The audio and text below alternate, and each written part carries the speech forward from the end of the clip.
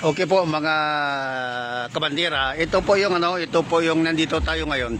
Ito po yung compound na pinasok po ng LTO nakaraan na nagtrending po sa Facebook na kung saan ay dito pinasok ng LTO yung mga motor na nakaparada dito. Pero ngayon po ay wala na. Wala na po yung mga motor dito. So magtanong-tanong tayo dito, no? Bakit nakarating kaya yung kwan dito, yung LTO kaya? Ano ko po, kasi doon sila sa unahan malapit sa may simbahan. Doon sila nanguhuli? Po, doon sila Oo. nanguhuli. Oo. So ngayon, may nakita silang mga nakatambay dito Ng mga motor? na mga motor, pinuntahan po nila. Oo. Ngayon, nasilip nila dito na may mga motor. Pinasok nila. Pinasok? Oo. Ano yung mga nag-standby dito ng mga motor? Pinangtikitan o initial o anong nangyari? Titikitan po sana. Kasi lang nag-ano yung isang enforcer na kuhain na lang daw yung mga plate number. Ako nila plate number? Ipapatawag na lang daw po sa opisina. Sa opisina? Mga may-ari. Oo. Pero hindi naman tinanggal yung mga plaka? Wala din po. Parang kinuha lang yung number? Okay. Pero ang ano ko po doon, dapat ito kasi private property. Private property na? Hindi sila pumasok. Ay, kasi ibang usapin na eh.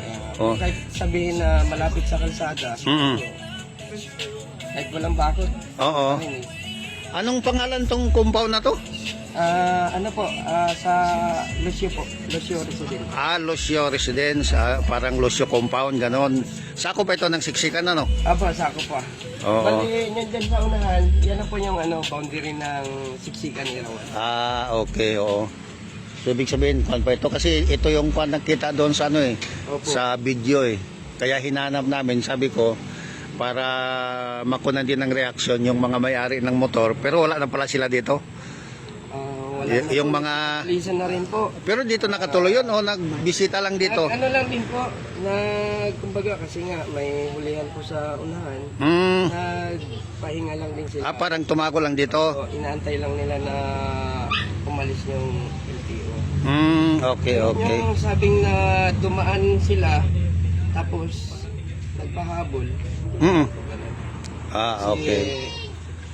Kung baga sa checkpoint nga, mga pulis, pag may nakita kayong checkpoint na may violation kayo, huwag na tumuloy. So, ibig sabihin, dito sila nagpahinga dahil alam nilang may hulihan. Nung makita ng LTO dito, pinasok pa? Opo, pinasok. Ayun. Sabi ko nga, maling-mali talaga. Dapat yung LTO hindi na nagpasok, ano? So, sa inyo, bilang taga rito, ano pong masabi ninyo doon? Tama ba yung ginawa ng LTO? Mali ko talaga yun. Oo. Kasi yung helmet ko, nagsabi na rin na, Sir, huwag kayong pumasok dyan kasi private property na yan. Oo. Dapat nasa highway na kayo. Oo. Hindi nakinig yung LTO, talagang pumasok pa rin. Pumasok talaga. Yung LTO pa nga ang nagsabi na tatawag pa nga sana sila ng pulis. Oo. Parang nanakot pa. Parang nanakot pa. Oo. Opo. Yung LTO yun, LTO Palawan o region? Region po siguro yun. LTO region? Kasi yung gamit po nila ay pick up na 107 yung number. Yun yung gamit nila. Oo. Yung dyan ay sa unahan ay may nahuli rin dyan ay sa harapan po ninyo, may nahuli rin? Mayroon po. Ilan po yung nahuli dyan? Bali, isa lang po kasi talagang hindi niya inalitan yung motor niya doon. Paano niya hinuli yung nakamotor? Ay, tinanong niya kung ano, tapos sabi naman nung hindi raw mag-andar. Pinaandar. Dito ng 12,000. 12,000. Ang dahilan ng driver, hindi magandar kaya nagtinto doon. Nung pinandar, umandar. Kaya natikitan siya ng 12,000. Malaki-laki rin yun. Dami yung motor dito, sir, hanggang dito. Oo. Ibig sabihin, parang tumago sila dito. Siyempre, may violation. Kaya, siyempre, Pero umiwas yan ka sa ang motorista po, paalam nila. Oo. Normal yun. Kasi kaysa may violation sila, normal yun na magtago para hindi mahuli. Sa inyo na, bilang kayo nakatira dito, ano pong masabi? Tama ba yung ginawa ng LTO na pumasok na walang paalam? Sabi ko nga sa kanila, mali na po yung ginagawa nyo. Sabi ko ganyan. Opo.